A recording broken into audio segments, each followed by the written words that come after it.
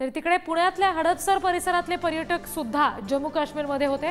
हडपसर आणि शिरूर दौंड तालुक्यातील एकूण 65 रहिवासी श्रीनगरमध्ये अडकून पडले। आम्हाला पुण्यात घेऊन या अशी मागणी आता या पर्यटकांकडून प्रशासनाकडे केली जाते।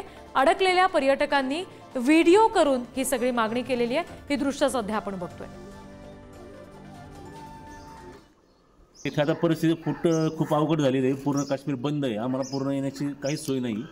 तरी माझी आपल्या परिसरातील आमदार श्री माऊलीआबा कटके, आपले खासदार मोहोळ साहेब, विमान वाहतूक मंत्री, नंतर शिंदे साहेब, फडणवीस साहेब यांना विनंती आहे की आम्हा सर्वांना सुखरूप पुण्यापर्यंत पाठवून देण्याची सर्वांना विनंती करतो। Civil aviation minister Muralidhar Mohol साहेब यांच्याशी चर्चा झाली आणि त्यांनी खूप पॉझिटिव्ह रिस्पॉन्स दिला आणि त्यांच्या बोलण्यातून असं जाणवतं की ते लवकरात लवकर आम्हाला पुण्याला नेतील। पण इथे वातावरण खूप गंभीर आहे, लहान मुलं आहेत, महिला आहेत, सगळे घाबरत आहेत। तर तात्काळ आम्हाला मदत व्हावी ही विनंती प्रशासनाला।